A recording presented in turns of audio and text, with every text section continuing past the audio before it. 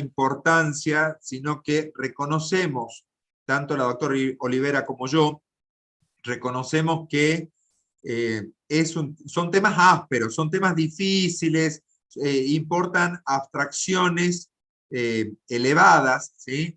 Pero que de alguna manera hemos tratado de facilitar su comprensión a través de nuestras intervenciones en la clase de ayer, ¿sí? Pero no hay que dejar de lado que somos estudiantes de Derecho y en esto cada día más tenemos que tener un rigor técnico, científico, en términos jurídicos. Razón por la cual, y para mostrarles a todos ustedes esa suerte de contraste entre la explicación que nosotros podemos dar y el texto crudo, hemos tratado de buscar un espacio intermedio dado por un video explicativo, ¿sí?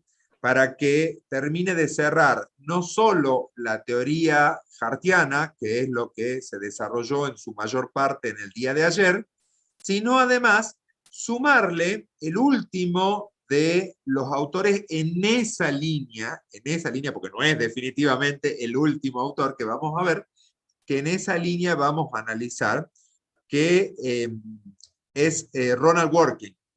Ronald Dworkin arranca como un gran crítico a la posición hartiana, ¿sí? Y luego, en el desarrollo de su obra, vamos a ver que es como es una redefinición de estos dos grandes sistemas que hablábamos y que tampoco es que hay que entenderlos tan en pugna, ¿sí? O sea, me refiero al positivismo y un naturalismo.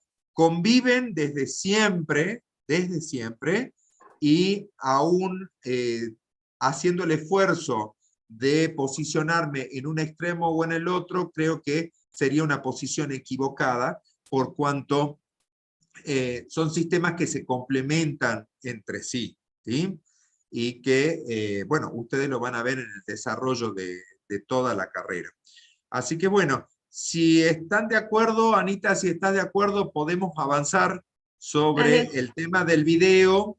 Les pido a todos los alumnos, por favor, que presten mucha atención. Es un video cortito de un poco más de 10 minutos, ¿sí? Que vamos a seguir. Que presten mucha atención al video y luego vamos a redondear las ideas. Avíseme cómo va saliendo. Yo me voy a mutear. Ahí está. El modelo de las normas, Ronald Dworkin. En la clase de hoy referente al modelo de las normas de Ronald Dworkin, vamos a ver cómo pensaba este autor que es un antipositivista. En este artículo del modelo de las normas, Ronald Dworkin va a empezar definiendo el positivismo y sus principios o dogmas básicos para posteriormente criticarlos uno por uno y finalmente dar su opinión sobre las normas y sobre el derecho. Lo primero que Ronald Dworkin nos va a decir sobre el positivismo es que, de acuerdo a el positivismo, el derecho es una creación humana donde no hay relación con la moralidad. Este es el concepto básico del positivismo. El derecho no se relaciona con la moralidad, no se relaciona con la moral. Es decir, que es una suma de convenciones en la cual existen tres principios o dogmas básicos que rigen el positivismo. Los dogmas o principios del positivismo son la validez de las normas, la discrecionalidad judicial y la obligación jurídica. Vamos a ver a qué se refieren cada uno de estos dogmas o principios para posteriormente ver cómo Dworkin los critica uno por uno. Con respecto a la validez de las normas, el derecho es un conjunto de normas con el propósito de determinar qué comportamiento será castigado. Estas normas pueden ser identificadas mediante criterios específicos de validez por pruebas que no se relacionan con su contenido, sino con su origen. El segundo dogma del positivismo nos dice que el conjunto de estas normas jurídicas válidas agota el concepto de derecho, de modo que si alguna de tales normas no cubre claramente el caso de alguien, entonces el caso no puede decidirse aplicando la ley. Este caso va a ser decidido por algún funcionario que ejerza su discreción, lo que significaría ir más allá de la ley. Y el tercer principio del positivismo hace referencia a la obligación jurídica. Y decir que alguien tiene una obligación jurídica equivale a afirmar que su caso se incluye dentro de una norma jurídica válida, que le exige hacer algo o que le prohíbe hacerlo. En ausencia de tal norma jurídica válida, no hay obligación jurídica. De ello se sigue que cuando el juez decide un conflicto ejerciendo su discreción, no está imponiendo un derecho jurídico en lo referente a ese conflicto. Entonces, y a modo de resumen, el positivismo nos dice que el derecho es una creación humana donde no hay relación con la moral y se rige por tres principios: la validez de las normas, que tiene relación con el origen y no con su contenido, la discrecionalidad judicial y la obligación jurídica. Y una vez que Ronald Dworkin nos explica qué es el positivismo y sus dogmas fundamentales, nos va a definir qué son las normas y qué son los principios y cómo interactúan. Las normas son aplicables a la manera de disyuntivas, es decir, que si se da un conflicto entre normas, una de las dos puede no ser válida. Los principios no establecen consecuencias jurídicas que se sigan automáticamente cuando se satisfacen las condiciones previstas.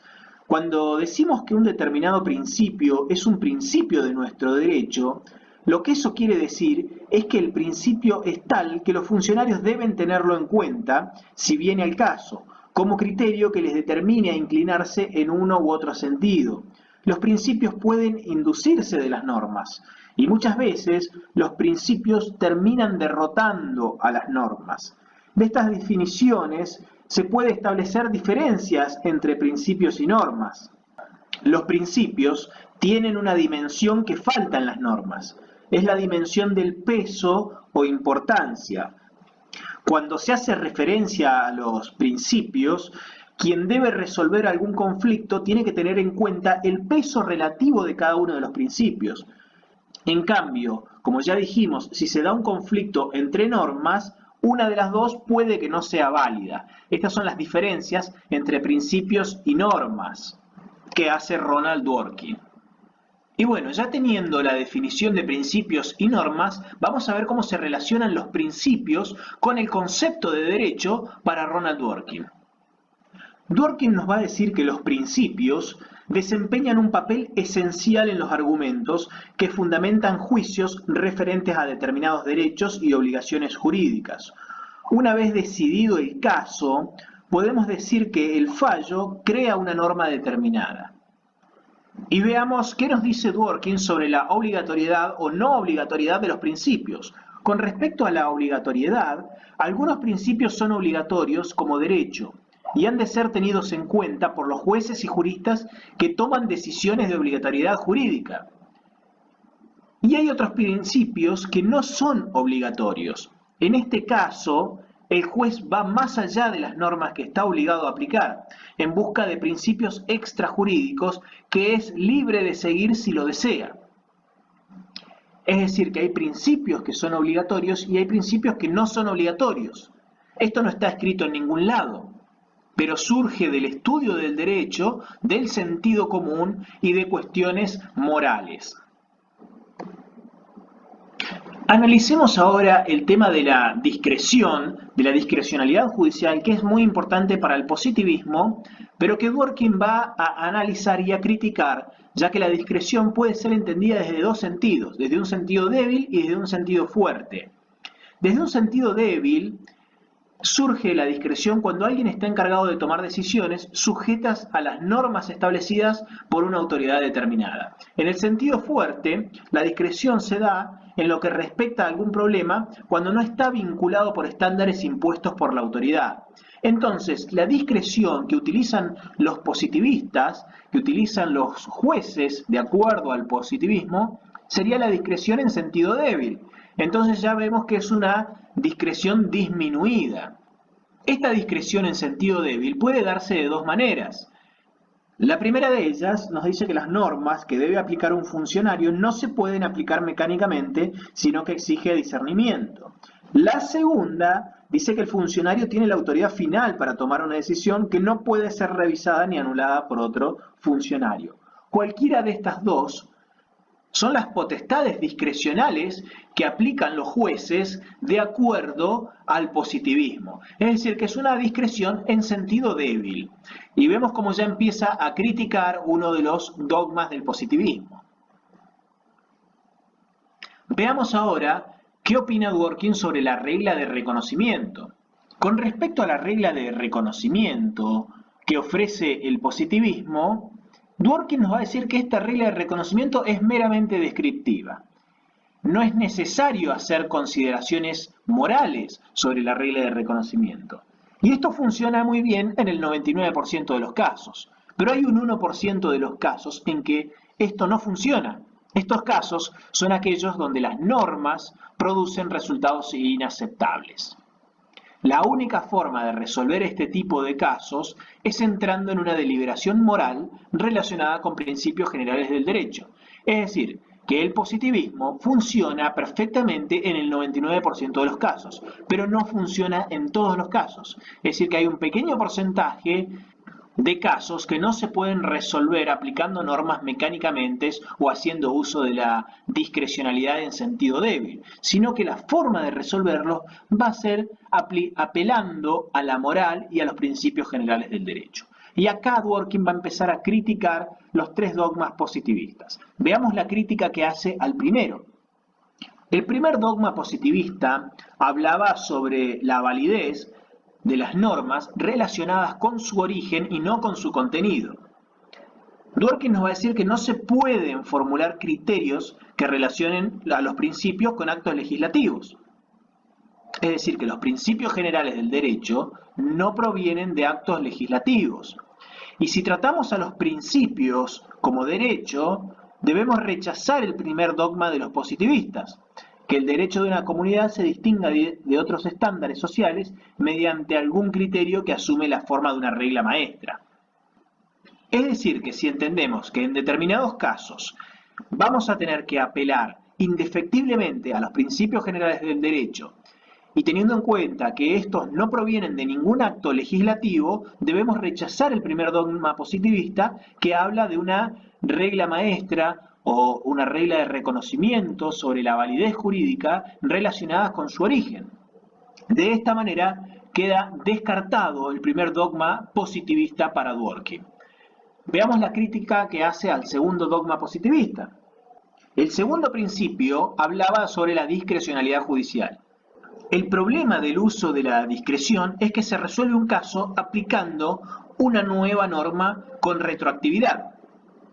Y la crítica al tercer dogma positivista sostiene que existe una obligación jurídica cuando y solo cuando una norma jurídica establecida la impone como tal obligación. De ello se sigue que en un caso difícil, cuando no se puede encontrar tal norma establecida, no hay obligación jurídica mientras el juez no cree una nueva norma para el futuro. El juez puede aplicar esa nueva norma a las partes, pero entonces es legislación ex post facto, no la confirmación de una obligación existente. Estamos en un plano similar al de la crítica al segundo dogma positivista. Es decir, que no había obligación hasta que el juez creara nuevo derecho, y el juez está creando nuevo derecho y generando una obligación retroactiva, lo cual es ilógico para el positivismo. De esta manera quedan descartados los tres dogmas básicos del positivismo. Veamos ahora cómo operan los principios dentro del ordenamiento, ya que una vez que abandonamos la doctrina positivista y tratamos a los principios como derecho, planteamos la posibilidad de que una obligación jurídica pueda ser impuesto tanto por una constelación de principios como por una norma establecida. Es decir, que lo que obliga a las personas no son solamente las normas, sino que son las normas y los principios generales del derecho. entonces podríamos decir que existe una obligación jurídica siempre que las razones que fundamentan tal obligación, en función de diferentes clases de principios jurídicos obligatorios, son más fuertes que las razones o argumentos contrarios. Por otra parte, los principios ya están en el ordenamiento. El juez no crea derecho, el juez no posee discreción. El juez debe buscar la mejor solución al caso utilizando su reflexión moral y su conocimiento a fin de interpretar el ordenamiento jurídico, pero sin crear nuevo derecho.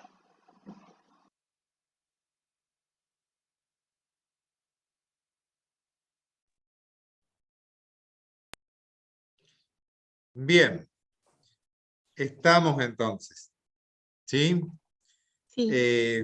Nos pareció muy explicativo, digamos, la síntesis, aun cuando el cúmulo y el caudal de información es bastante arduo, ¿sí? Con lo cual, digamos, estaría bueno que vamos a redondear algunas ideas de lo que se dijo, principalmente en la crítica que le hace Dworkin a Hart y al positivismo propiamente dicho, ¿sí? Yo les decía, no sé si se acordarán, si no, fíjense en la clase de ayer, ¿sí? Uno de los principales postulados que tiene el positivismo es la separación entre el derecho y la moral, ¿sí? Ayer hablábamos de esto, no sé si recuerdas, Anita, cuando planteamos los tres principales postulados del positivismo, ¿sí? La separación del derecho y la moral. Lógicamente, en ese punto ya estamos muy alejados de la posición ius naturalista. Un naturalista. Tan solo con ese punto ya estamos muy alejados, ¿sí? Entonces, de manera tal que el derecho y la moral, como decía, en el positivismo no tienen nada que ver. Las normas no tienen por qué ser morales, sino que con el solo hecho de su validez en cuanto a la emisión ya se encontraba satisfecho el valor justicia o la búsqueda de la justicia en el modelo positivista a ultranza, ¿sí? Y ahí ya hablamos de esto de la validez de las normas. O sea, cuando una norma es válida en el esquema positivista. ¿Sí? Bien, estoy viendo. El derecho y la moral y el derecho están relacionados de alguna manera. Bueno, eso es lo que vamos a hablar ahora con el caso de Dworkin. De todas maneras, hay que compartir el enlace, ¿no? El Lo enlace puse más arriba en el chat, ya lo había escrito yo, pero bueno, lo vuelvo a subir en cuanto pueda. Ya lo había cargado. Bien, perfecto. Entonces, segunda cuestión, entonces, la validez de la norma en el positivismo, insisto, tiene que ver con una forma de gestación de la norma, de dónde emana la norma, y con eso ya se satisface no solo el criterio de validez, sino el criterio de justicia, ¿sí? Pero después seguimos avanzando. Nosotros ayer con Hart nos habíamos quedado en la regla de reconocimiento. La regla de reconocimiento entendida así muy someramente como aquella que brinda certeza a la naturaleza de la norma. ¿Quién aplica esta regla de reconocimiento? La aplica el juez. Se llama el reconocimiento para discernir o para definir si la norma del análisis integra o no integra el bloque de legalidad y en este caso aplicable a un supuesto en particular, a una causa traída a juicio de ese operador jurídico al que le denominamos juez.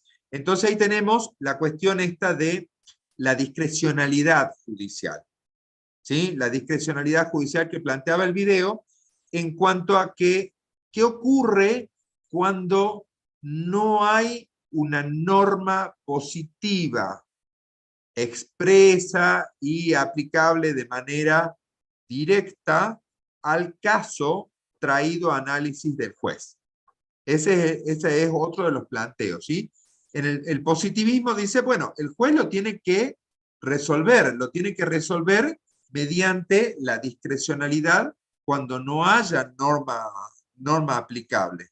Entonces después va a venir Working y va a decir, no, bueno, pero esto no es tan así. No es tan así porque hay un punto en el cual el propio positivismo se va a terminar contradiciendo, ¿sí? Ujú. Contradiciendo. Para Working, el derecho es un conjunto de normas y principios. Y principios, ¿sí? Ya se aleja de la idea cerrada y absoluta del positivismo, ¿sí? En donde la norma solamente era la norma escrita, la norma legislada, independientemente de su contenido e independientemente de su justicia, ¿sí? Entonces, ¿qué es lo que nos dice Working? Nos dice, sí, es un conjunto de normas y principios. Perfecto. Bueno, pero dentro del concepto de norma, no solo entran las normas positivistas, sino que también entran otras normas que tienen una connotación, digamos, más de corte moral, ¿sí? Y estas normas terminan derivando en principios que por su peso específico pueden incluso llegar a ser más importantes que las normas positivas. Ese es uno de los primeros planteos que nos hace Working. Estos principios a veces, ¿sí?, pueden tener un peso o un valor relativo más importante que la norma misma. Y a su vez, dentro de estos principios, podemos encontrar algunos que tienen el mismo grado de obligatoriedad que el derecho, o sea, el derecho entendido en el sentido positivista, el derecho entendido como la norma expresa, ¿sí? Y hay otros principios que no. No sé si se entiende hasta ahí, Anita. Sí, está claro. Lo que veo es que están todos muy concentrados en el examen que rindieron y en el recuperatorio del examen que rindieron, y se les está complicando, o sea, no están escuchando el hilo conductor. Pero básicamente estás planteando un repaso de lo que habíamos visto ayer de Hart, y estamos empezando a hacer las distintas críticas que hace Working a cada uno de los postulados de Hart, que son los primeros que vimos en el video. Sí, los que te están escuchando plantean que sí, que se entiende, que te van siguiendo. En verdad, digamos, no por ser reiterativo, pero este tema, aún en estudiantes avanzados de Es derecho, complicado. resulta complicado. Sí. Resulta complicado y lo van a ver mucho más en profundidad cuando cursen filosofía del derecho. Ahí van a ver todo Hart y todo Working, ¿sí? Nosotros lo único que estamos haciendo es un pantallazo de qué es lo que, de cómo viene la mano, digamos, con la postura, y esto se va a ir complicando. Es lo único que les puedo decir. Sí, porque, o sea, si no se entendió claro los postulados de ayer, hoy en analizar una crítica a cada uno de esos postulados va a sonar más abstracto de lo que por sí es el tema.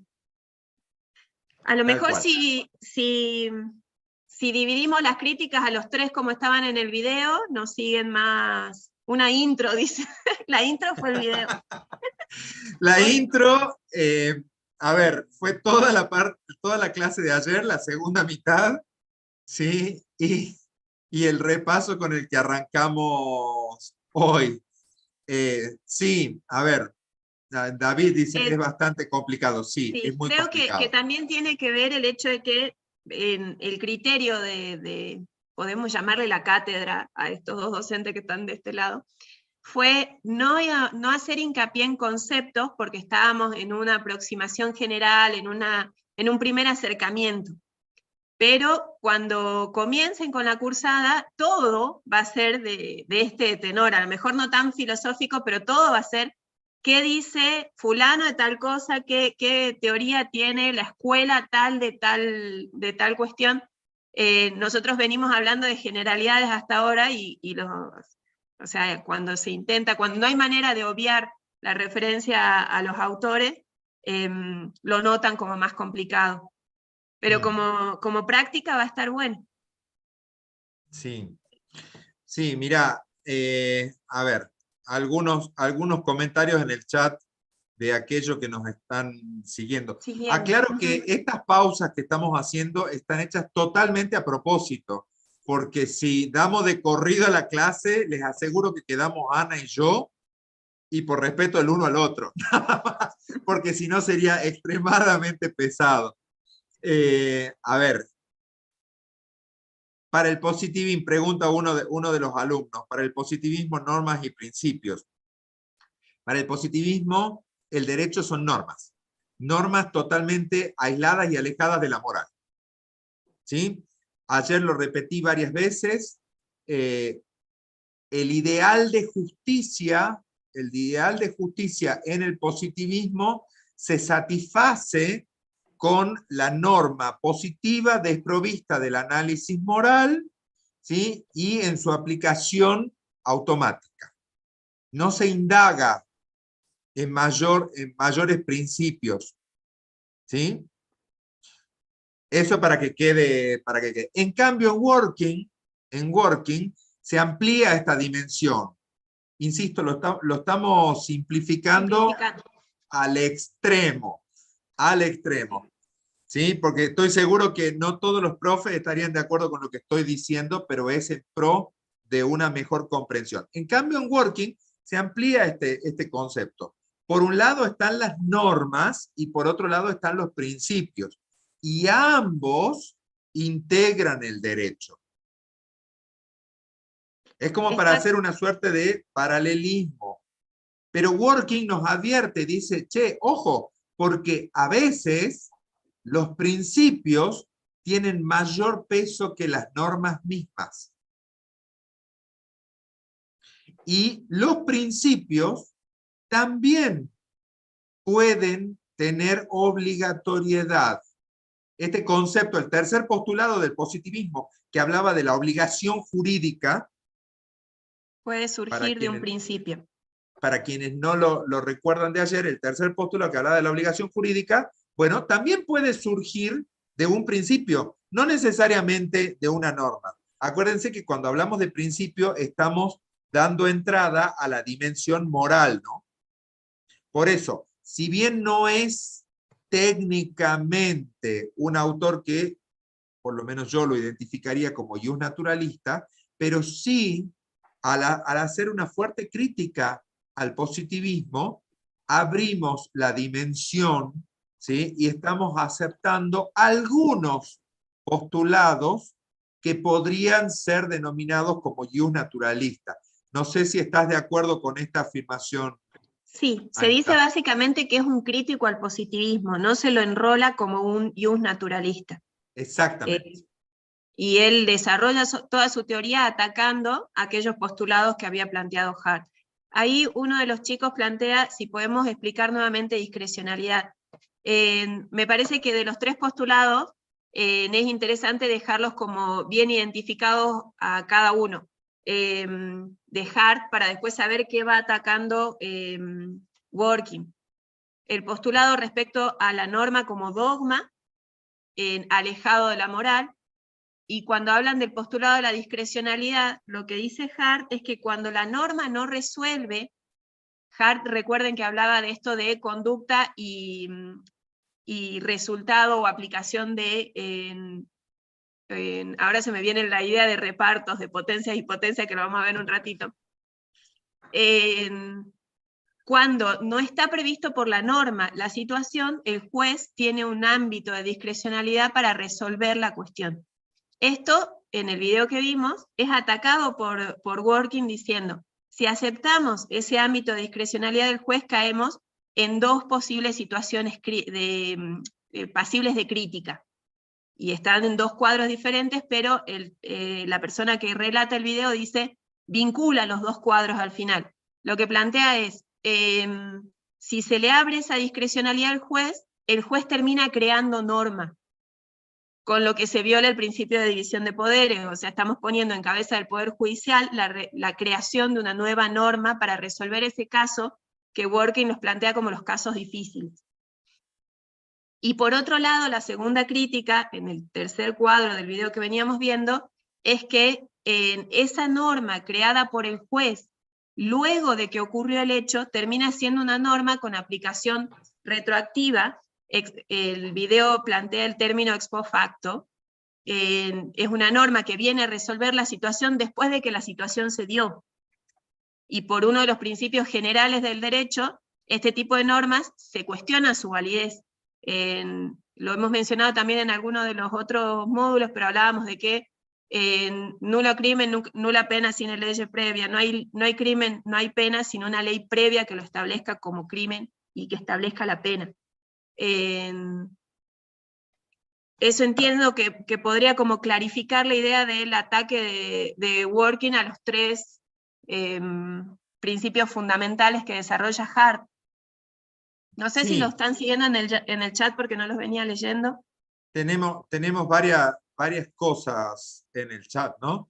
Para redondear lo de la discrecionalidad, para luego responder a algunas cuestiones que se plantean en el chat, para redondear, ¿sí? Está esta cuestión, lo que vos decías recién, el principio contenido en la propia Constitución Nacional. No se puede aplicar una ley que se haya dictado hoy a situaciones anteriores, ¿sí?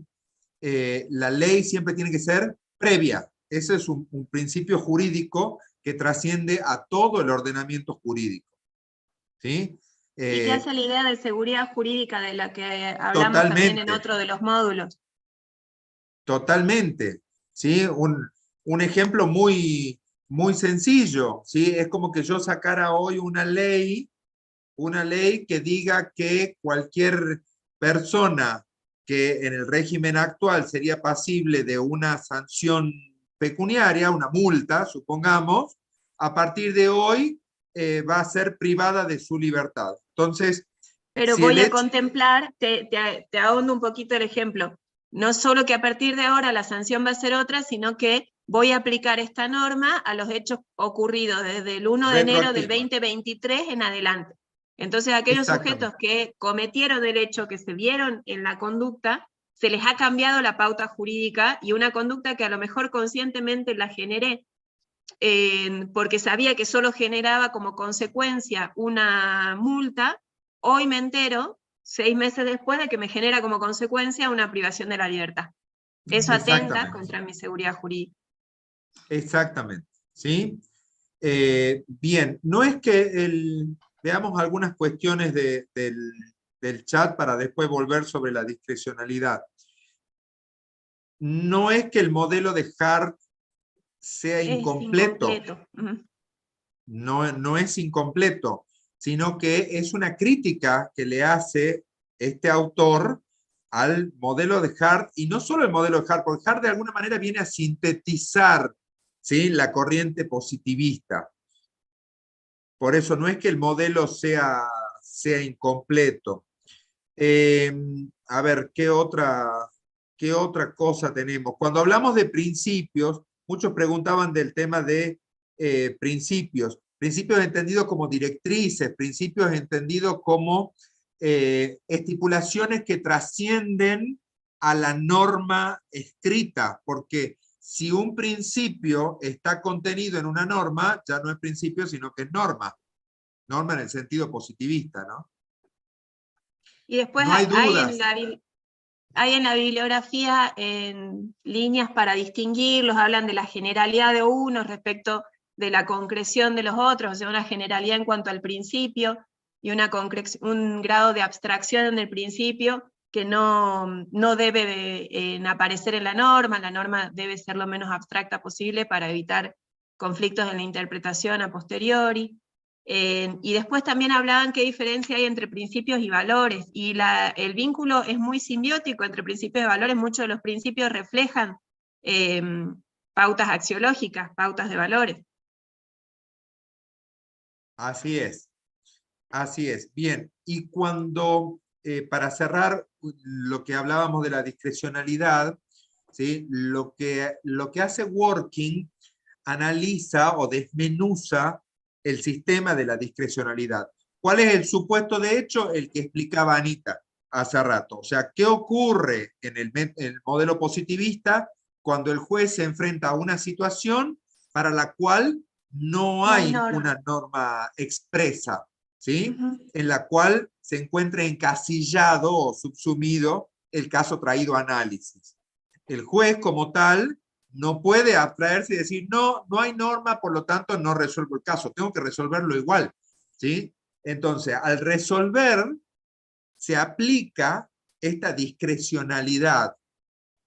Entonces, cuando Working retoma la idea de la discrecionalidad positivista, ¿qué es lo que hace?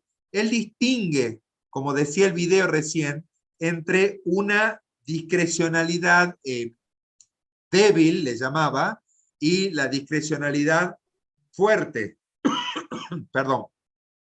Pero respecto a la discrecionalidad débil, dice, no hay que aplicarlo de manera mecánica, ¿sí? No hay que aplicar de manera mecánica la discrecionalidad, sino que ahí entramos dentro de esta posibilidad que tiene el juez, que al resolver un principio sobre el cual no hay una norma expresa, se va a valer de determinados principios, por eso insisto, derecho para Working es normas más principios, ¿sí? Se va a valer de determinados principios y al dictar sentencia en el caso concreto, es como que estaría creando un nuevo derecho. Y eso es lo que en términos de Working se lo conoce como los casos difíciles. Los casos difíciles. Aquellos supuestos o aquellas situaciones en las cuales el juez está llamado, decíamos recién, a crear derecho, a hacer un gran esfuerzo por armonizar principios al caso concreto a los fines de dotar una solución al conflicto. ¿Se entendió? Sí, creo que sí. ¿Sí? A ver, veamos en el chat. Bueno, por supuesto que para Working, en base a todo lo que estamos diciendo, derecho y moral no son cuestiones separadas, ¿no? Como las planteaba. Claro, como las planteaba el positivismo. Bueno, creo que estamos medianamente. Ahí se entiende más. Sí. Claro, la discreción, sí, perdón. Dice, son las potestades que el magistrado posee para no dejar invalidado un juicio. No es un problema de validez, es un problema de dar solución. De resolución del juicio, claro. Exactamente. De resolver un conflicto, de dar una solución a ese juicio. No es un problema de validez, ¿no? Cuando hablamos de validez, ya estamos en otro escenario, Ángel. Pero se entiende lo que aportás. Bueno, si podemos cerrar Working, entramos con Goldsmith. Yo creo que llegaríamos hasta ahí nomás. Vuelvo a resumir la posición de Working en cuanto a las críticas al positivismo. Siempre acuérdense, para Working, normas más principios igual a derecho. ¿Sí? Respecto del primer postulado que plantea el positivismo en cuanto a una separación tajante entre derecho y moral, Working, ¿qué es lo que dice? No, señor, estos no están tan separados. ¿Por qué? Porque los principios justamente receptan aspectos de contenido moral. ¿Sí? Respecto de la cuestión de la validez de las normas, Working, ¿qué nos va a decir? Ojo que hay supuestos en donde el postulado parecería admitir, ¿sí?, la aplicación retroactiva de la ley. Y esto está contenido en uno de los principios estructurales de cualquier sistema de derecho actual, ¿sí? Al mismo tiempo, respecto de lo que era la obligación jurídica, que era el tercer postulado del el positivismo, él hace todo el análisis de la discrecionalidad que acabo de repetir entre discrecionalidad débil y discrecionalidad fuerte, y en realidad plantea de que aún en los casos difíciles hay una discrecionalidad débil, le llama el video. ¿Por qué es discrecional débil? Porque no hay una aplicación mecánica, sino que debe valerse de estos principios, ¿sí? Y no sé qué me estoy olvidando, si me estoy olvidando de algún aspecto o síntesis de working, Anita. No, creo que no. Y sí, una de las alumnas planteaba de volver a ver el video si necesitan un repaso. Me parece que nos estamos reiterando ya, así que sí, que vuelvan, que vuelvan a repasar el video de ayer, cosa de refrescar, el video de YouTube, y cierren con la crítica de este. Sí, como creo que ya dije en otras ocasiones, en este espacio no se toma asistencia, así que si hay algún alumno que no le guste nuestro estilo, mi cara o mi forma de hablar, no hay ningún problema, lo invitamos a que se retire de este curso, ¿sí? No hay ningún problema, ¿sí? Somos demasiado open mind como para detenernos en esa cuestión. Vamos con Goldsmith. Vamos con Goldsmith. Bien, veníamos viendo, este es el módulo donde vemos lo neurálgico, entonces sí o sí tenemos que ver autores concretos. Se han elegido 3 autores que son realmente de los maestros de derecho. Dentro de estos maestros tenemos a Goldsmith, como para ver lo cercano que lo tenemos en tiempo y en espacio. A mí me parece interesante contarles que se trata de un autor, de una persona de nacionalidad alemana, judío, protestante, que tiene que exiliarse de Alemania en la época del nazismo, se instala en Suiza, su padre también era doctrinario del derecho, así que van a ver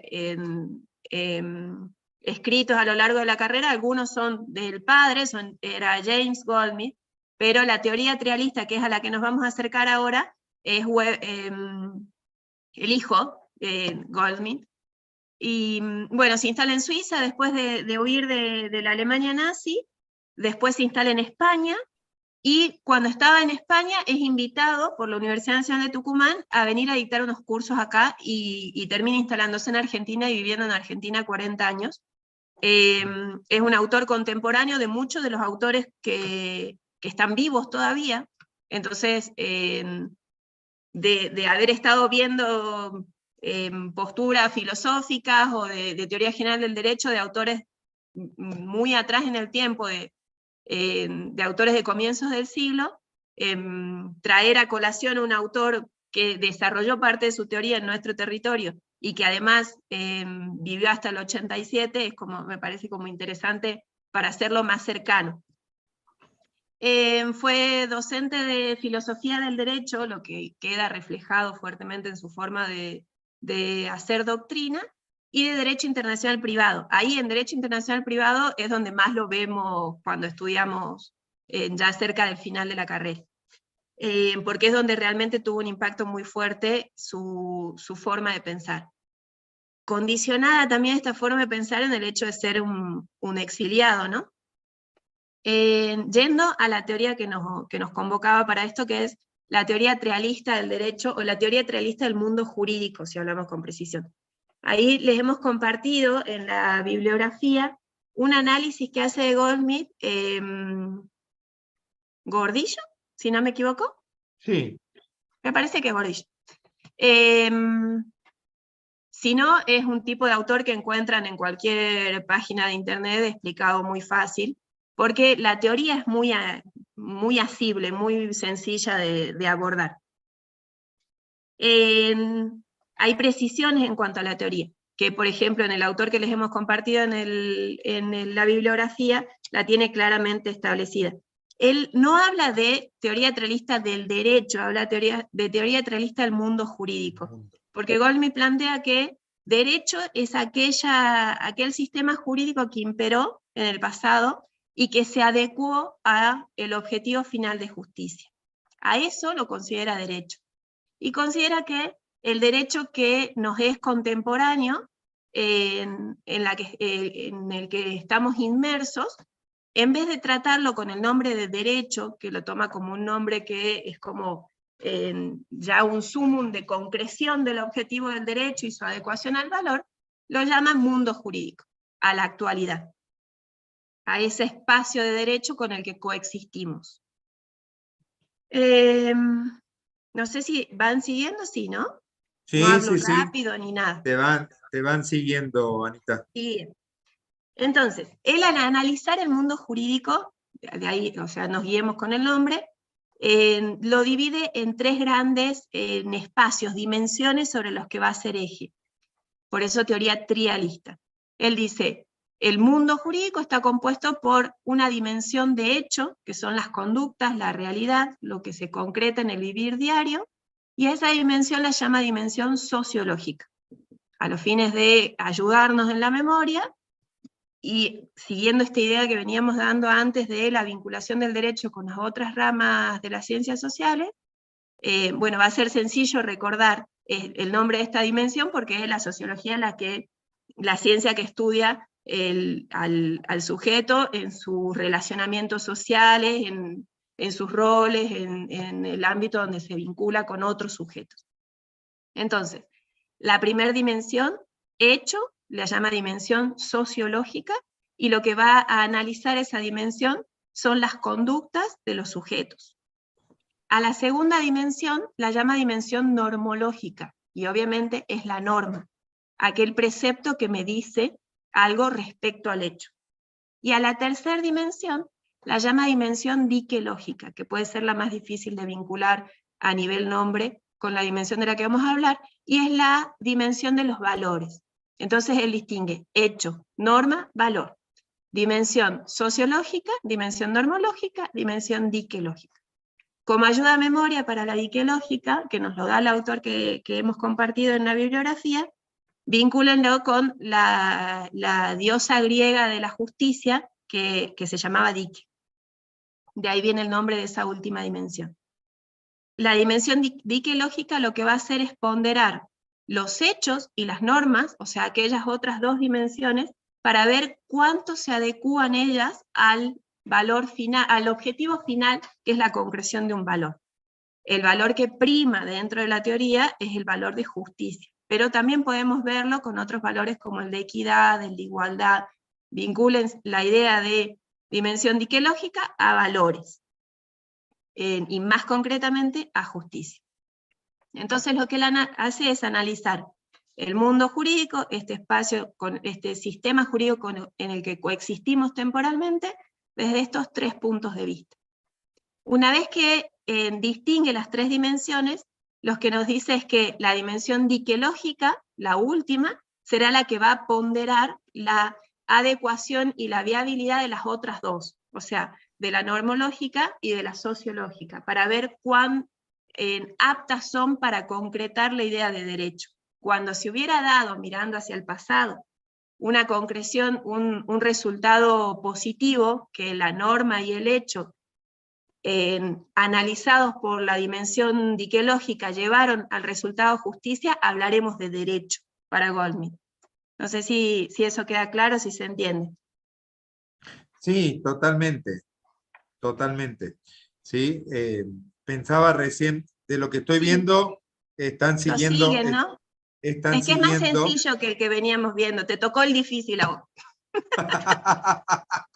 Hard y Working siempre han sido Son horribles. pesadillas dentro, sí. de la filosofía del derecho.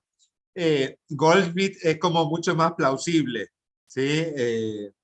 En lo personal me gusta mucho más, pero bueno, había que explicar Había que sí o sí darlos, otros, sí, sí. los otros dos, ¿sí? Pero pensaba en esto, que uno de los puntos, una vez que los alumnos terminen de estudiar todo el material y ver las distintas posiciones, ¿sí? Uno de los puntos a tener en cuenta es cómo entiende que se cumple o se satisface el valor justicia en cada uno de los sistemas, ¿sí? O sea, mientras el sistema de Goldschmidt, sin lugar a dudas, es el más sensato, ¿sí? Pareciera ser que el otro es el más automático. Y insisto lo que decía ayer, o sea, el positivismo no es una idea descolgada, sino que también vino a dar respuesta en una época en Sí, la cual totalmente. En una época y en una necesitábamos. ciencia donde las dudas y las abstracciones son tantas, llevó a la concreción, o sea, posibilita bajar el concepto. Totalmente, ¿sí? O sea que no es correcto, ya lo dijimos a esto ayer, pensar como ámbitos tan separados, ni tan antagónicos, ni de una época y de otra. Ustedes, como verán, nuestros alumnos, hay un constante feedback, ¿no?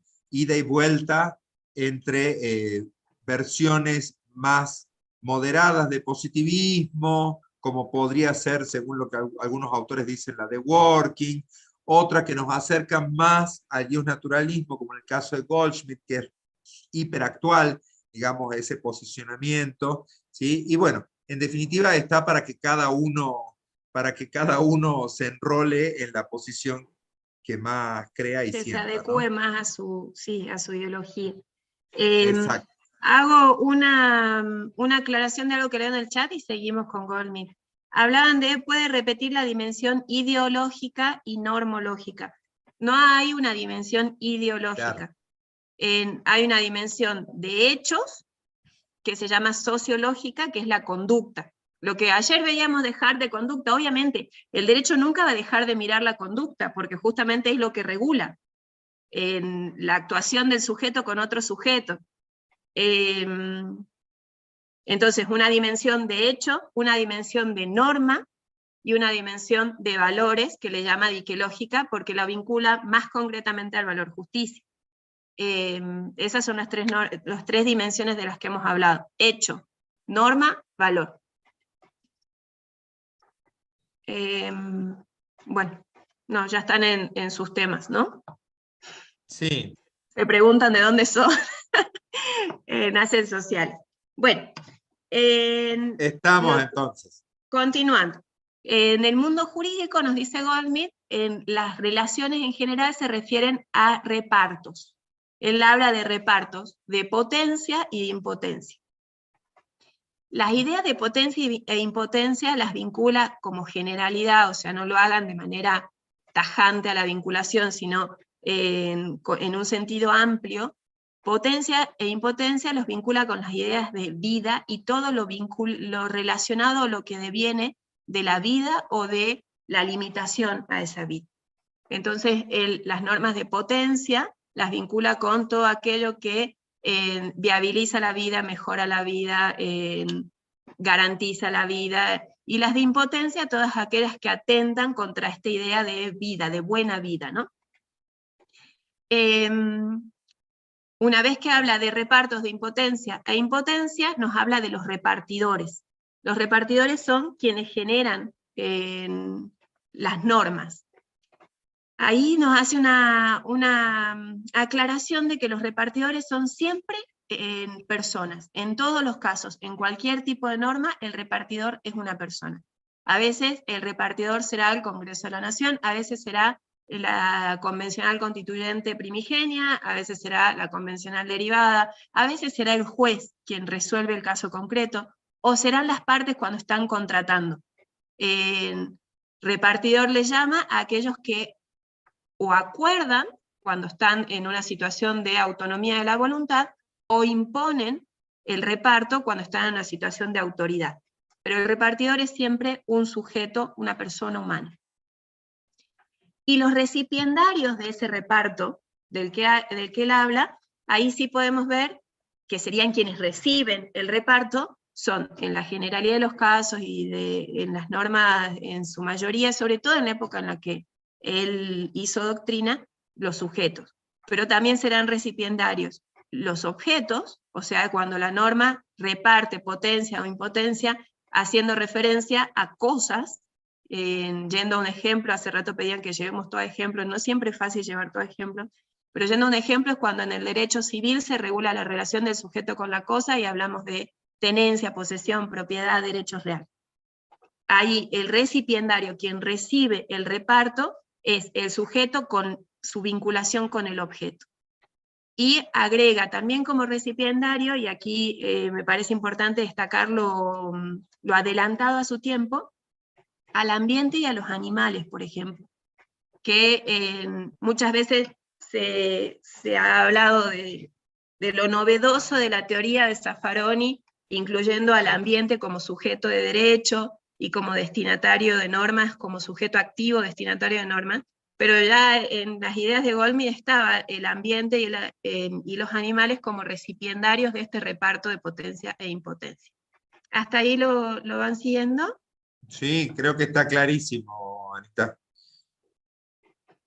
Me pueden ubicar en los textos de hoy. Hoy vimos Working, Goldman, que es teoría realista del mundo jurídico. Recuerden esta diferencia con derecho. Yo no recuerdo cómo está puesta en el programa. Y nos falta ramas del derecho, que sería con lo que cerraríamos el tema de hoy. No sé, si querés que agreguemos algo más de este autor, Fede.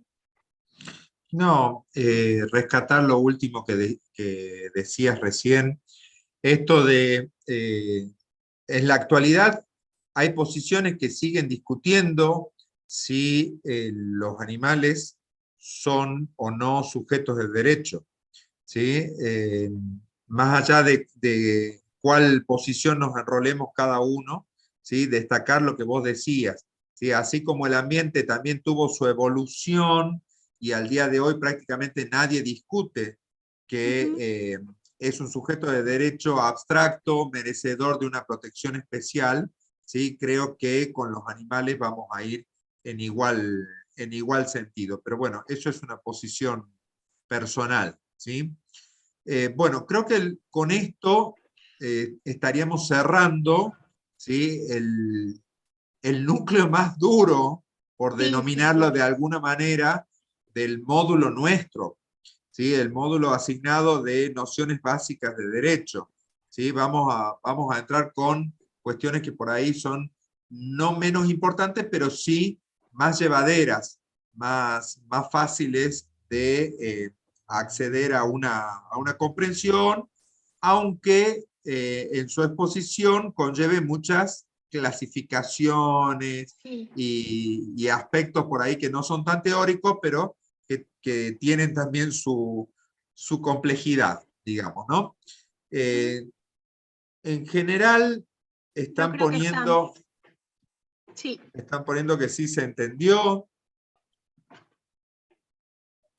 bastante El claro. PDF pondrá en el aula virtual. No hemos trabajado hasta ahora con ningún PDF, Tania.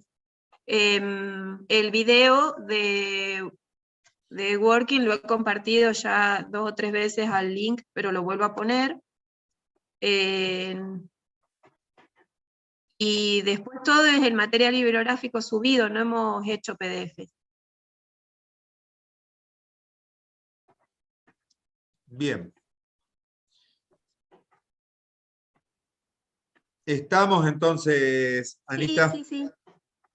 ¿Sí? Bueno, vamos a cambiar de tema. Nos vamos a relajar un poco ahora. ¿Sí? Vamos a ir a las ramas del derecho. Esto es mucho de clasificaciones. Mucho de clasificaciones. El derecho en general está muy propenso a clasificar todo. Entonces, a lo largo de toda la carrera, ustedes van a ver, ¿sí?, que todo el tiempo es clasificaciones, divisiones, subdivisiones, en fin, ¿sí? La cuestión acá es, vuelvo al comienzo del módulo incluso, entender de que el ordenamiento jurídico es uno solo, ¿sí? Y solamente lo vamos a dividir en un plan de estudio a los fines de facilitar su comprensión y por motivación, una motivación didáctica, nada más, ¿sí? Pero el ordenamiento jurídico es uno solo. Ese es un concepto, es un principio, se llama así, principio de unidad del ordenamiento jurídico, que no quiero que se pierda de vista en ningún momento a lo largo de las clasificaciones que vayamos haciendo ahora y las que vayan teniendo en el propio plan de estudio. Entonces, vamos a arrancar con algunas clasificaciones dentro de lo que son las ramas del derecho o cómo clasificamos el derecho. Una primera aproximación a estas clasificaciones nos habla de lo que es el derecho interno del derecho internacional. En el derecho, y se dice que el derecho internacional es aquel que se da entre sujetos de derecho que tienen reconocimiento internacional, que cuando ustedes estudian Derecho Internacional Público van a ver cómo se consigue la subjetividad internacional, pero para que tengamos una primera aproximación vamos a decir que son principalmente los estados y las organizaciones internacionales. Dentro de los estados podemos mencionar algunos de acá de Sudamérica, como podría ser la República de Chile, el Estado Plurinacional de Bolivia, la República Argentina, etc. ¿Sí? Y dentro de las organizaciones internacionales que actúan con personalidad dentro de lo que es el derecho internacional, podemos mencionar la OEA, Organización de Estados Americanos, o la ONU, Organización de las Naciones Unidas, ¿sí? Por tomar solamente lo que es el bloque americano, ¿sí? Esto no se agota, sino que se interrelacionan un montón de sujetos a nivel mundial. Mientras que se reserva una parte del derecho internacional, ¿sí?, a lo que se denomina el derecho comunitario, que es un fenómeno que para Latinoamérica es bastante incipiente. Cuando digo bastante incipiente, no me refiero a un día, 2 días, 5 meses, sino me refiero a que estamos hablando de no más de 30, 40 años, ¿sí? Mientras que ustedes podrán ver en cualquier red social que en el continente europeo tienen un gran desarrollo en lo que se llama el derecho comunitario, ¿sí?, en estas organizaciones que son de integración. O sea, hay como una especie de retorno a eliminar fronteras en algunos aspectos, fronteras que tienen que ver, por ejemplo, en el tránsito de los ciudadanos de uno y otro país, ¿sí? Tal como apunta Soraya, UNICEF también. En el caso de UNICEF, la UNICEF pertenece a las Naciones Unidas, ¿sí? Pero está muy bueno el ejemplo para denotar que nos están siguiendo. Bien.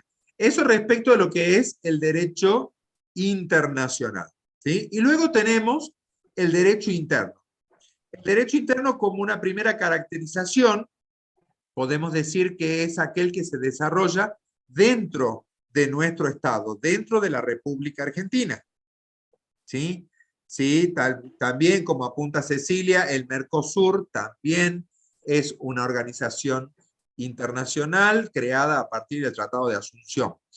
Bien, volvemos al derecho interno. Se desarrolla principalmente dentro de la República Argentina. Y este derecho interno lo podemos dividir o clasificar como derecho público y derecho privado. Y así decimos que una primera aproximación a la categoría llamada de derecho público importa o conlleva la idea de una interacción entre el Estado y los particulares, o entre estados entre sí, pero ya no hablo a nivel internacional, sino, por ejemplo, entre el Estado federal, nación, y las provincias que lo componen, o entre las provincias y los municipios. ¿Sí? Fíjense que estoy hablando siempre de sujetos de derecho público, pero a nivel interno. ¿Sí? No estoy hablando de sujetos de derecho internacional. Y entonces dijimos que el derecho público se caracteriza porque hay una interacción. Esto es muy, ¿cómo les puedo decir? Muy precario, ¿sí? Si hablamos en sentido estricto en el derecho administrativo, que es uno de, de las ramas de derecho público, ¿sí? También hay momentos en los cuales el Estado actúa como un particular. Pero normalmente, ¿sí? Cuando hablamos de derecho público, estamos hablando de la interacción entre sujetos, entre el Estado y los particulares, o entre dos sujetos de derecho público. ¿Se entiende, no? Sí, creo que lo tienen que vincular con la idea de imperium, a lo mejor, ¿no? O sea, en el derecho público uno de los sujetos es un sujeto con potestades superiores a las de un particular, es una autoridad pública. En las ramas del derecho privado los vínculos van a ser de sujetos en igualdad de condiciones entre sí. Caracteriza el derecho público que en general vincula a sujetos con imperium, con sujetos que no lo tienen, o en determinados casos a ambos sujetos con imperium cuando hablamos en el vínculo entre estados provinciales y nacionales. En el derecho privado vamos a hablar de igualdad entre las partes porque en general se refiere a aquello que los sujetos acuerdan entre sí. El derecho público no puede ser dejado de lado por la autonomía de la voluntad de las partes, no puede ser desoído. En el derecho privado las partes acuerdan sus propias reglas de interacción contenidos por las reglas básicas del sistema jurídico. ¿No? Tal cual, exactamente. ¿Sí? Una de las características generales del derecho público y en especial dentro del derecho público, la rama del derecho administrativo, ¿sí? Conlleva esta idea de que los sujetos que intervienen no están en un esquema de paridad, en un esquema de igualdad de condiciones, sino que hay una suerte de prevalencia de unos sobre otros. ¿Sí? Si bien esta idea no es aceptada por todos, sino que hablan de un régimen especial, que es el régimen de exorbitancia, en donde habría una suerte de equilibrio entre las prerrogativas de uno y otro, creo que la idea es bastante clara, ¿sí? Para representar lo que es el derecho público en general, ¿sí? Mientras que Anita recién refería a un principio que es típico del derecho privado, ¿sí? En el derecho privado rige la autonomía de la voluntad. O sea, las partes que intervienen en una relación jurídica en el derecho privado son particulares, ¿sí? Y al ser particulares, en principio, pueden regular libremente sus relaciones jurídicas. Digo en principio porque hay ciertas normas que son de orden público y que no pueden ser dejadas de lado por los particulares en la autorregulación de la voluntad que realicen los mismos. ¿Sí? Recién ponía uno de los alumnos, Luis, dice un contrato de alquiler. Sí, el contrato se llama de locación. En el contrato de locación tenemos dos partes, locador y locatario.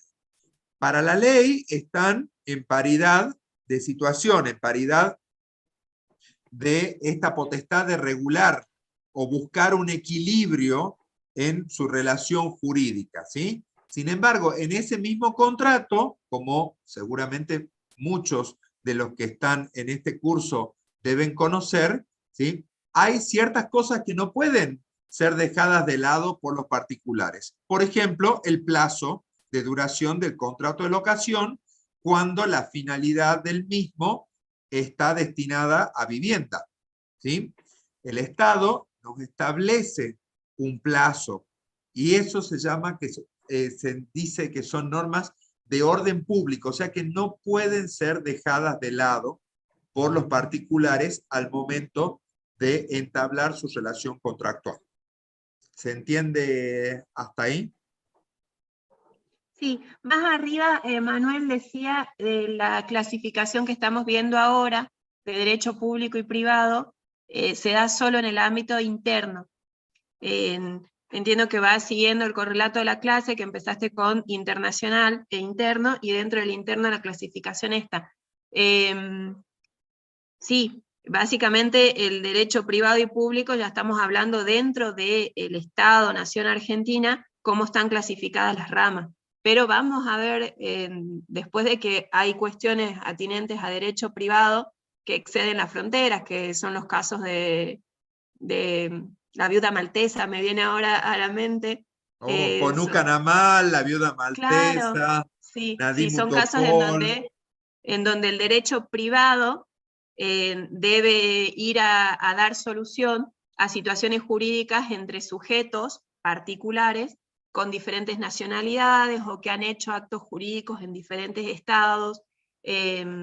Así que sí, en principio es una clasificación dentro del derecho interno, pero que repercute después en el derecho internacional cuando se dan estos casos, cuando hay particulares entre sí y hay que establecer la norma que los rige, y los particulares han entablado relaciones jurídicas con sede en distintos estados o son de distintas nacionalidades y demás. Sí, exactamente. Si bien lo estamos trabajando siempre desde el derecho interno, pero también hay normas de derecho privado que se aplican en el esquema internacional. Si ustedes escuchan o reescuchan la primera clase que dimos con Anita, cuando hablábamos del control de convencionalidad, ¿sí? Hablábamos de los tratados internacionales. ¿Sí? Y en alguna parte de la clase recuerdo que mencionamos, ¿sí?, la Convención de Viena sobre compraventa internacional. Lógicamente que ese tratado internacional está destinado a regular un contrato en particular que se da entre sujetos de distintas nacionalidades, de distintos países, ¿sí? O cuando el objeto de cumplimiento sea en otro país. Entonces, es una norma de derecho internacional privado, por oposición a otras normas como, por ejemplo, la Declaración Universal de Derechos del Hombre y del Ciudadano. Es una norma de derecho público. ¿Sí? Porque hay una pregunta que dice, ¿el contrato de locación entra en el derecho privado? Sí, depende del contrato de locación. Si en general sí. Vinculen siempre la idea de derecho público, una o ambas partes de las que están interviniendo en la relación jurídica es el Estado. El Estado en cualquiera de sus órganos, o sea, no es necesario que sea el Ejecutivo. Puede ser el Poder Legislativo, puede ser un organismo del Estado, pero una de las dos partes o ambas partes tiene imperium, es uno de los miembros del Estado. En el derecho privado, ambas partes son particulares. Puede ocurrir que en algunos casos el Estado interviene en la relación jurídica como un particular, que son, por ejemplo, cuando el Estado constituye sociedades. Entonces, en esos casos, aún interviniendo el Estado, rige el derecho privado, porque el Estado está interviniendo no con esta situación de desigualdad jurídica con el imperio, sino que está interviniendo como un par del particular. Pero ahí estamos entrando como a hilar medio fino respecto a la idea que teníamos, creo, para ahora. Sí. Totalmente. Sí, porque nos va a exceder y, bueno, en el derecho administrativo pasa lo mismo. O sea, hay momentos en los cuales el Estado, la se le aplican administración, normas de derecho privado, actúa como un sujeto de derecho privado. Sí. ¿Sí? Ocurre exactamente lo mismo. Pero bueno, la idea es que ellos tengan un panorama general de esta clasificación de derecho interno, derecho internacional, derecho público, derecho privado. ¿Sí? Una de las cuestiones, ahora ya entrando a subclasificaciones, si es que está claro lo que es derecho público y derecho privado, una de las cuestiones que se había planteado ayer cuando hablábamos de normas secundarias, sin ánimo de volver sobre la clasificación hartiana, ¿sí?, tenía que ver con las normas de procedimiento, ¿sí? No se entendía qué era esto de las normas de procedimiento. Entonces nosotros decíamos que las normas de procedimiento sirven de alguna manera para complementar o facilitar la aplicación de las normas primarias, ¿sí? Ese era el sistema hartiano, ¿sí? Bueno, vamos a arrancar, si te parece, porque vamos a hacer pequeñas menciones a cada una de las ramas del derecho como para que haya Sí, ahí justo María decía ejemplos de derecho público. Ahora, cuando vayamos viendo las distintas ramas, va a quedar más claro cuáles son ramas del derecho público. O sea, las pueden tomar como ejemplo. Sí, vamos a ver eso. Bueno, arranquemos entonces directamente con la subclasificación. ¿Sí? Vamos a ver primero todo lo que hace a derecho público.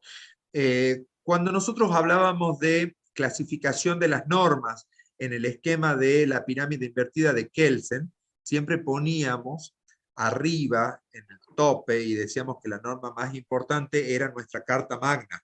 Yo ya les comentaba de que Carta Magna es la denominación que habitualmente se le da a la Constitución, ¿sí? En este caso, el derecho público, o como una rama del derecho público, es toda la ciencia que estudia la Constitución como norma fundamental de un país. No solo nuestra Constitución, sino cómo se ha ido dando el ciclo de lo que se denomina el constitucionalismo clásico, el constitucionalismo social, ¿sí?, a lo largo de los distintos países, ¿sí? Si bien se va a dar prioridad al análisis y estudio profundizado de nuestra Constitución, la Constitución Nacional me estoy refiriendo, ¿sí? No hay duda que también se va a relacionar con los procesos de constitucionalismo y cómo se ha ido dando esto en distintos países. Quizás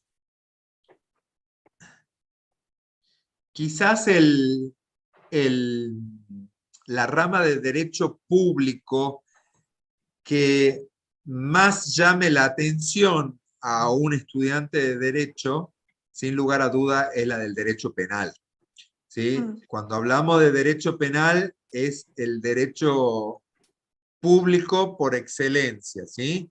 Lógicamente que cada uno tendrá su corazoncito en un lado o en el otro. En mi caso prefiero siempre el estudio de la Constitución, pero el derecho penal es una rama del derecho público en el cual el Estado ha tomado distintos supuestos de conductas, ¿sí?, y esos supuestos los ha transformado en lo que se denominan los tipos penales.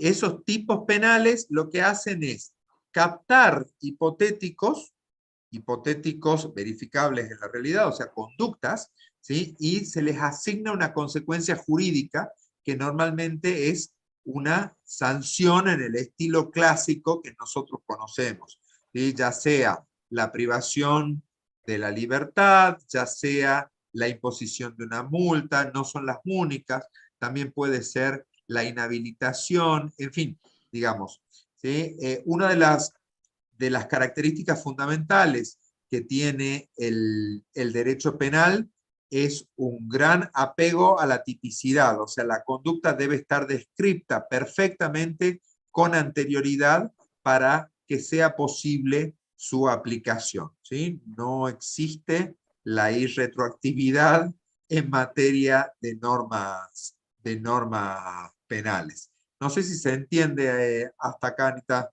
Sí, sí. En el ¿Sí? derecho penal lo que está haciendo el Estado es aplicar de las potestades que tiene su potestad punitiva. Lo podemos vincular con esa idea. De las múltiples potestades que tiene el Estado, a través del derecho público penal, está ejerciendo su potestad punitiva. Y lo que decías al final es la idea de que no existe abstracción en el derecho penal, no existen lagunas, el caso tiene que estar desarrollado, o sea, tipificado de la manera más clara posible, y la conducta del sujeto tiene que adecuarse a lo tipificado. Tal cual. Seguimos entonces con ramas. Sí, Sabrina va como enlistando, sí, derecho constitucional es el primero que mencionamos, que habla de los órganos, de la organización del Estado, de los principios que adopta el Estado argentino para su conformación y funcionamiento, derecho constitucional, derecho penal, el Estado ejerciendo su potestad punitiva. Vamos desarrollando dos, sí. Exactamente. Hasta ahora vamos desarrollando esos dos tal como apunta Sabrina Peiró. Sí. Porque tenemos otra Sabrina más abajo, ¿sí? No Sabrina Ailén Gómez, no estamos hablando de derecho procesal, estamos hablando de derecho público, dentro de las cuales hasta ahora hemos visto constitucional y penal. También era lo que hablábamos ayer, que se les complica mucho la idea de procesal. A lo mejor si ya hacemos como una aclaración de eso, cosa de que dejen de intentar meternos el procesal en todas las clasificaciones y en todo. El derecho procesal es el que es un tipo, es una rama dentro del derecho público, el derecho procesal, podríamos tomarla como la tercera de las que vamos viendo, y es la rama que se refiere al modo en que se tramita la aplicación de la norma. Es la rama que se refiere al procedimiento por el que se aplica el derecho. En general, va a ser la rama que va a tomar el juez al momento de resolver un caso, o la rama que va a tomar una entidad administrativa, porque hay una ley de procedimiento administrativo, al momento de dar curso a un recurso administrativo, o a una sanción cuando uno se está desempeñando en el ámbito administrativo. En procesal, el derecho procesal se refiere a eso, a procedimiento, al mecanismo por el cual voy a aplicar la norma al caso concreto, que se contrapone al derecho, se lo llama también derecho de forma, de qué forma voy a aplicar el derecho, y se contrapone a la idea de derecho de fondo, que es aquel que me dice cuáles son las pautas normativas. En el ejemplo o sea, llevándolo al ejemplo de derecho penal, estamos hablando de dos ramas dentro del derecho público, y usando el tipo penal del que hablaba Fede ayer, el que matare a otro será penado con. Eso es fondo. Ahora, el derecho procesal penal me va a decir, es el acusatorio del que habló otro de los compañeros ayer, y me va a decir que ante la presunción de determinada situación vinculada al tipo penal, se produce el arresto del sujeto, la llevada del sujeto ante el Ministerio Público Fiscal, la acusación del Ministerio Fiscal, los plazos en los que el Ministerio va a acusar, en qué momento interviene el juez, cómo será la audiencia que se llevará adelante, cómo se va a citar a los testigos, todo eso es forma, proceso, derecho procesal. No sé. Tal cual. Tal cual, siguiendo la misma línea, Anita, ¿sí? En ese procedimiento, en ese proceso, en ese procedimiento, se le va a dar la oportunidad a la persona que se la está acusando de defenderse, de hacer una declaración, de ofrecer testigos, se lo va a traer, y todo para llegar al final en el cual un juez, o un tribunal, mejor dicho, va a decidir si esa persona cometió o llevó adelante la conducta prevista en el tipo penal del artículo 79. O sea, si fue esa persona la que finalmente le quitó la vida a otro. ¿Sí? Entonces, todo esto va a culminar en una sentencia. Por eso yo le hacía la relación de lo que hablábamos ayer. El derecho procesal lo que hace es establecer las pautas de cómo voy a hacer para llegar al supuesto previsto en el derecho de fondo. Al que matare a otro será sancionado con pena privativa de libertad de 8 a 25 años. Perfecto, pero ¿cómo hago? O sea, primero tengo que saber si efectivamente le dio muerte, si fue esa persona la que causó el resultado material llamado muerte. ¿Qué debo entender por muerte? ¿sí? ¿Qué debo entender por muerte? Separa el corazón, separa el cerebro, en fin, hay todo, eso lo vamos a estudiar en profundidad en el plan de estudio, pero yo lo que quiero sumarme a lo que vos decías es el derecho procesal, en este caso el derecho procesal penal, Penal. ¿sí? Sí, El eso que está bueno que lo aclaremos, porque hay derecho procesal de todas las ramas del derecho. exactamente. En este caso, el derecho procesal penal es el que me va a permitir, o le va a permitir al juez tomar una decisión sobre el supuesto de hecho contemplado en el Código Penal. Y para eso va a aplicar el Código Procesal Penal. Son cuerpos normativos distintos. Vamos al otro caso. Un Incluso caso muy... incluso como para terminar de aportarle complejidad a la cuestión, el, el Código Procesal Penal, el Código Procesal Civil, es una competencia reservada por las provincias. En cambio, el Código de Fondo Penal y el Código de Fondo Civil es una competencia de las que las provincias delegaron en la nación cuando se conformó el Estado. Tal cual. Por eso hay un código penal que rige en toda la República Argentina, pero hay tantos códigos de procedimiento penal como provincias hay en la República Argentina. ¿Sí? Para que se entienda bien. Jujuy tiene su propio código de procedimiento penal. Salta tiene su código de procedimiento penal. Pero el código penal, que es ley El de de fondo, fondo, es uno solo. Es uno solo para toda la República Argentina. Con el derecho civil pasa exactamente lo mismo. ¿Sí? Si yo tengo el día de mañana un accidente de tránsito y necesito una indemnización por los daños y perjuicios que me provocaron por el choque, supongamos, ¿sí? Yo voy a tener un respaldo en un código de fondo, que es el Código Civil y Comercial, que es igual en toda la República Argentina.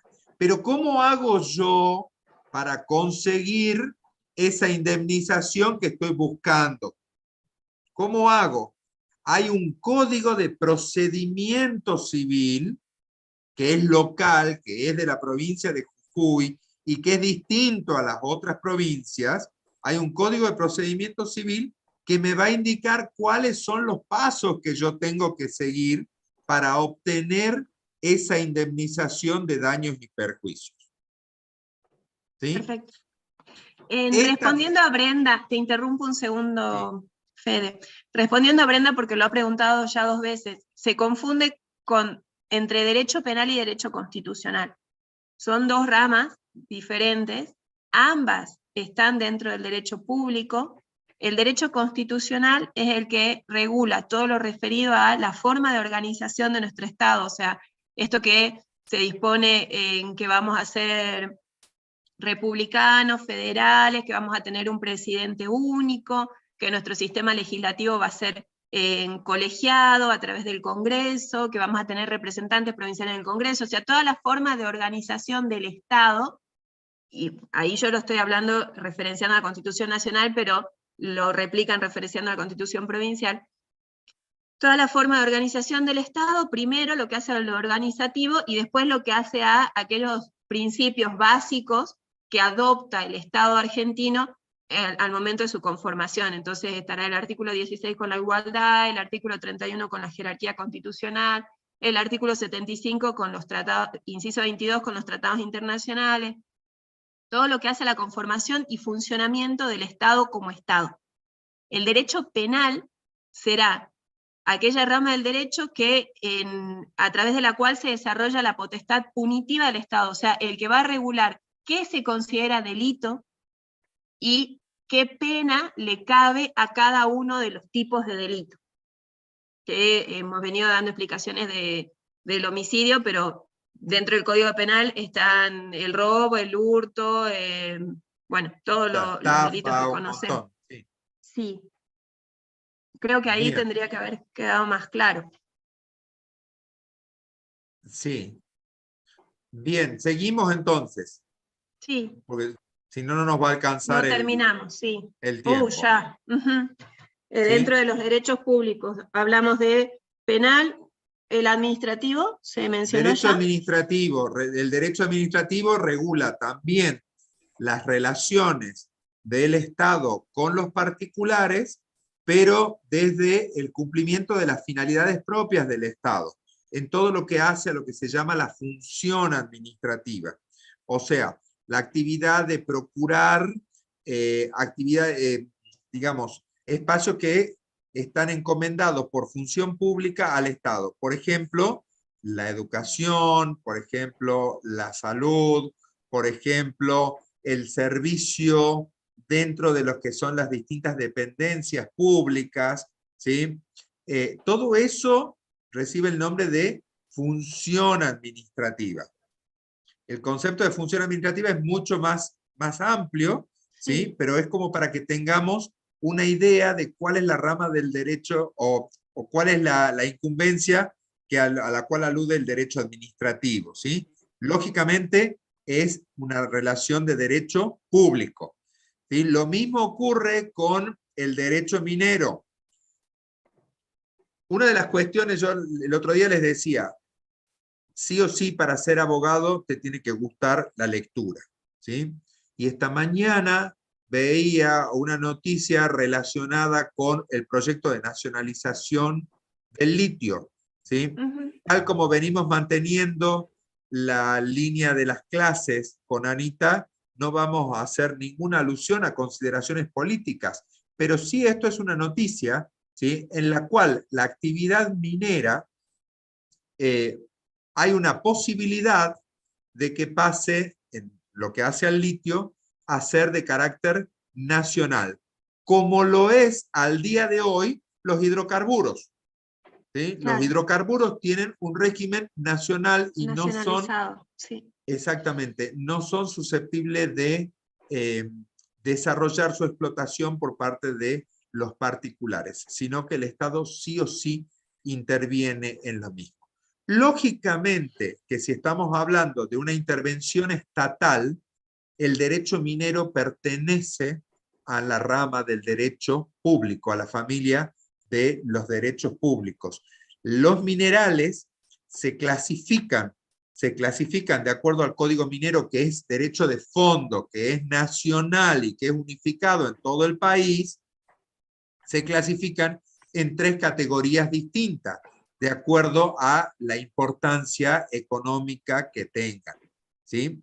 Esto es para que conozcan que en materia de derecho minero, primero que es de derecho público, en segundo lugar, lo que se denomina habitualmente como propiedad minera, ¿sí? No se condice exactamente con el concepto de propiedad del derecho civil, tal como lo conocemos nosotros, sino que en materia de derecho minero hay una concesión del Estado. El Estado me da esa suerte de autorización o permiso para que, si el tipo de mineral me lo permite, como es hoy el régimen del litio, ¿sí?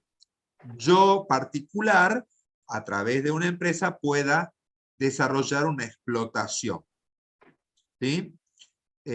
Sin embargo, yo mañana descubro petróleo en una propiedad, en un terreno de mi propiedad, ¿sí? Y automáticamente esa explotación se nacionaliza. Tiene una regulación especial por la importancia de los hidrocarburos en el derecho minero, ¿sí? Bien. Otra de las ramas, para cerrar la parte de derecho, hay muchas ramas de derecho público, pero estamos viendo quizás las más representativas, ya sea por nuestra posición geopolítica, me refiero a la posición provincial, ¿sí? Por eso tomábamos lo de derecho minero. Sin lugar a dudas, una de las ramas del derecho público más importantes que hay es la rama del derecho tributario, ¿sí?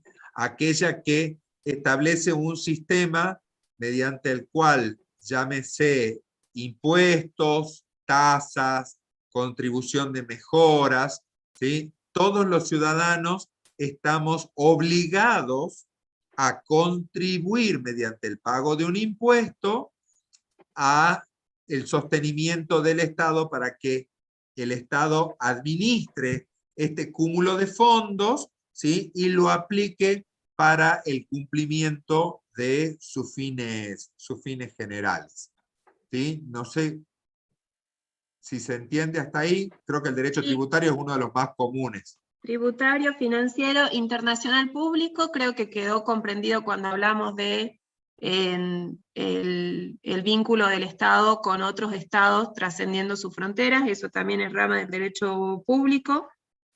Después a lo mejor hacer un perfil de que las nuevas corrientes de... una de las chicas vinculado a esto que estaba por decir, pregunta cuáles son los códigos que se vinculan a derecho público. No relacionen la idea de que todas las ramas están codificadas. No todas las ramas del derecho tienen compendiadas sus normas en un código, ¿se acuerdan que habíamos visto que el código era el que sistematizaba de manera ordenada, jerárquica, las normas de esa rama del derecho? Así que no vinculen la idea de que cada una de estas ramas tiene un código. Y lo que iba a decir es que las nuevas posturas normativas empiezan como a desdibujar esta clasificación, por eso vemos muchas normas de derecho público dentro del Código Civil, que si bien es la rama del derecho privado por antonomasia, o sea, de las más destacadas dentro del derecho privado, dentro del Código Civil, en la última modificación sobre todo, se han adoptado muchos principios de derecho público, entonces empieza como a ser desdibujada la línea divisoria entre esta clasificación general de público y privado. Cuando hablamos de recurrir a los tratados internacionales para resolver algunas cuestiones de laguna, cuando hablamos de derecho superior del niño y referenciamos las convenciones internacionales o cuestiones de la Constitución. Tal cual. Bien, a ver qué otra. Respecto a derecho minero, Chile y Bolivia nacionalizaron la explotación del litio, se perdió Mariana. ¿El derecho municipal entraría en derecho público? Sí. Sí. Dentro de derecho privado, entramos ya a derecho privado porque de público mencionamos prácticamente todos los más grandes y los más comunes: constitucional, administrativo, penal, procesal, financiero, tributario, internacional, público, y estas ramas que no terminan de ser claramente de un lado del otro, minero, ambiental. Entonces vayamos al privado, ¿te parece, Fede? Porque sí, estamos a pocos minutos ya. Sí, solamente agregar, digamos, que lo que decías hace rato, Anita, la facultad del dictado de los códigos de fondo es una facultad que corresponde al gobierno federal, ¿sí? Al Estado nacional. ¿Esto dónde está previsto? En la propia Constitución Nacional, en el artículo 75, inciso 12. ¿Sí? O sea que después lo buscan y ahí van a tener un panorama más claro, digamos, sobre esto. Mientras que todo lo que es legislación de forma, que son los códigos de procedimiento, son facultades reservadas a las provincias, aun cuando se trata de derecho público. Eso nada más para sumar y cerrar lo de derecho público. Respecto del derecho privado, tenemos la madre de todos los derechos de la rama, que es el derecho civil, ¿sí? El derecho civil con un gran desarrollo desde muchísimos años antes de la existencia misma del Código Civil, ¿sí? O sea, se habla, el sistema nuestro nos viene desde la época del derecho romano, ¿sí? La rama del derecho más importante en el derecho romano era el ius civile, ¿sí? Con lo cual era un derecho que no solo regulaba normas entre particulares, sino que también contemplaba, como lo tiene nuestro código, hoy Código Civil y Comercial de la Nación, lo que se conoce como normas de derecho común, o sea, estructuras normativas que son aplicables para todas las ramas del derecho, ¿sí? Ejemplo, el nombre. el nombre, la institución llamada nombre como atributo de la personalidad, que se va a estudiar en Civil 1, el concepto de nombre que está contenido en el Código Civil es aplicable para todas las ramas del derecho. ¿Sí? Por eso hablo, es un ejemplo de norma de derecho común. No obstante ello, si hablamos del derecho civil en sentido estricto, estamos hablando de una relación jurídica entre particulares. Entre particulares. No participa. Va a comenzar haciendo hincapié en el sujeto como individualidad y va a analizar todo lo que se refiere a desde cuándo hay persona, qué es persona, la capacidad de la persona. O sea, primero va a hacer un análisis del sujeto de derecho, la persona, y después va a empezar a analizar la persona con otras personas en igualdad de condiciones, sus vínculos, que puede ser la rama dentro del derecho civil, familia, dentro del derecho civil, contrato, dentro del derecho civil, daño o obligaciones. Bien. ¿Sí? Lo mismo respecto del derecho comercial. Ya estamos apretados de tiempo. ¿Sí? Lo mismo respecto del derecho comercial. Cuando antes de agosto del 2015 existía una dualidad de códigos de fondo. Existía el Código Civil por un lado y el Código de Comercio por el otro. Y dentro del viejo Código de Comercio se hablaba de un instituto que era el acto de comercio, que debía entenderse por acto de comercio. Si bien este instituto en la actualidad ha sido subsumido como tal dentro de la unificación que se plantea en el actual Código Civil y Comercial de la Nación, ¿sí? Podemos tomar como el acto de comercio como un criterio distintivo en la materia comercial, ¿sí? Cuando estoy frente a una relación jurídica comercial. Aunque insisto que en la actualidad reciben tratamiento conjunto en el mismo cuerpo legal. O sea que tanto el derecho civil como el derecho comercial, ambos derechos privados, ¿sí? Entre particulares, en donde se da esta situación de paridad de condiciones a las cuales se refería Anita hace un rato, ¿sí? Ambos están integrados en el mismo cuerpo normativo. No ocurre lo mismo con el derecho laboral.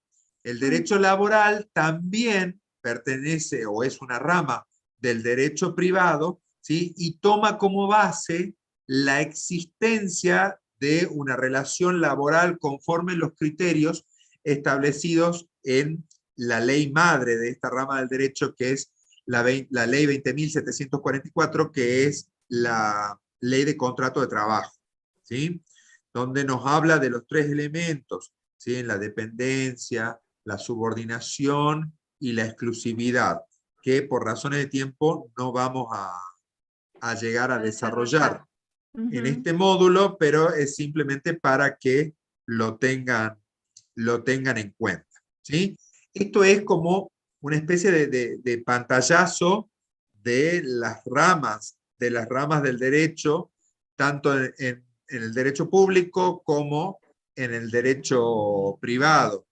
Creo que el material que le hemos aportado no ofrece mayor complejidad en su interpretación, ¿sí? Al momento de la lectura, simplemente tener bien en claro, digamos, cuando estoy en presencia de uno. Aquí,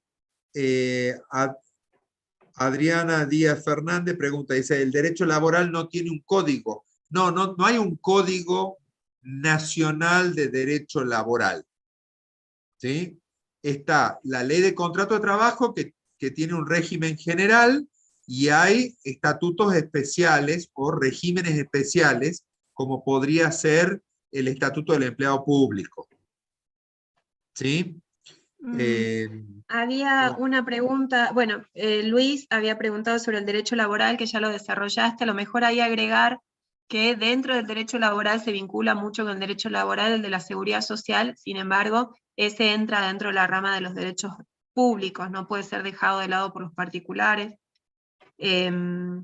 Y después, en otro de los de derecho privado, el de derecho internacional privado, que Estrella más arriba en una pregunta decía qué pasa cuando dos personas se casan, dos personas de distintas nacionalidades se casan y tienen hijos. Esos son los casos testigos del derecho internacional privado cada vez más comunes. Sí, Se aplica, hay distintas pautas acordadas por convenios, y se busca cuál es el derecho nacional aplicable a cada una de las circunstancias de esos sujetos que entablan relaciones jurídicas interpersonales o respecto de cosas en distintos países o bajo distinta bandera, digamos, bajo distintos sistemas jurídicos. Los casos son de ese tipo. Una persona de nacionalidad argentina que se casa con una persona de nacionalidad uruguaya y se trasladan a vivir a Brasil y tienen los hijos en Brasil y compran bienes en Perú, ante cada situación, y uno de ellos fallece en un viaje, no sé, en Roma. sí, Ante fallece cada en el situación, mar, claro, fallece en en el mar, medio, fuera de en el medio del territorio, océano. y la terminamos de pudrir.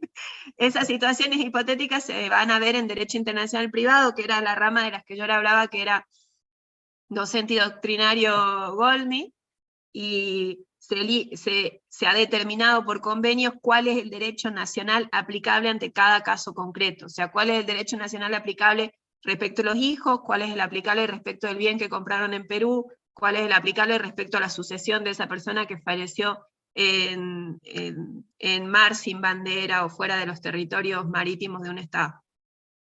Sí, bien. Una de las preguntas que hacía una alumna es la diferencia, si derecho financiero y derecho tributario son lo mismo. No, no son lo mismo. No son lo mismo, aun cuando ambas ramas pertenecen al derecho público. ¿Sí? Cuando hablamos de derecho tributario, estamos hablando de la imposición de cargas, llámense, lo digamos en términos genéricos, llámense impuestos, Impuestos, tasas. contribuciones, tasas, ¿sí? Sí. Mientras que cuando hablamos de el sistema financiero, estamos hablando también de una rama del derecho público, pero la relación que existe principalmente entre la ley, los sujetos comprendidos en la ley de entidades financieras, Claro, que es lo que para hace dar a la hacienda pública. claro, para dar una definición muy básica, voy a tomar el artículo 1 de la ley de entidades financieras, que dice que quedan comprendidos en esta ley todas aquellas personas, le hace sujetos, que realizan intermediación entre demanda y oferta de dinero, demanda y oferta monetaria, ¿sí? Como para que tengan una idea de una rama y de la otra. Bien, bueno, creo que estamos, ¿sí? Mañana vamos... Competencia federal y local, la dejamos. Eso está en pregunta. No, eso lo digo yo como para ponerte nervioso. No, no Artículo me pone 116 nervioso de para la nada. Constitución. No me pone nervioso para nada. Hablemos de competencia federal y competencia local. Me parece, y con eso cerremos, ¿no? Sí, lo vamos a tener que hacer mañana por el horario. ¿Sí? Bueno. Hasta mañana nos están diciendo, ya se están despidiendo. Bueno, no se despidan tan rápido, ¿sí? Reiterar algunos anuncios, todavía no es, primer anuncio, no está definida la fecha de examen del módulo 3. ¿Sí? Segunda cuestión, mañana vamos a desarrollar, a pedido de la doctora Olivera, vamos a desarrollar competencia provincial y competencia federal, ¿sí? Y también vamos a comenzar con el eje número 3 del programa del módulo, ¿sí? Que tiene que ver con todo lo que hace al ejercicio de la abogacía e incluso nuevas ramas del derecho para unir con lo que acabamos de desarrollar. ¿Sí? Y reiterar, no se rinde el sábado, porque muchos preguntan, ¿se rinde el sábado? No se rinde el sábado, no hay fecha determinada por la coordinación, ya nos avisarán. Sí. Bien, y creo que estamos, ¿sí? Sí. Lo que sí, el día viernes, la idea, se la vamos anticipando, la idea es hacer un repaso general de todos los temas que fueron desarrollados en el módulo. Por eso es que hemos acomodado el temario hasta el día jueves. Si bien somos conscientes que han rendido en el día de la fecha, ¿sí?, les pediríamos un esfuerzo adicional para poder llegar a este repaso en el encuentro del día viernes. ¿Sí? ¿Es así, Anita? Sí, es la intención. Algunos están planteando que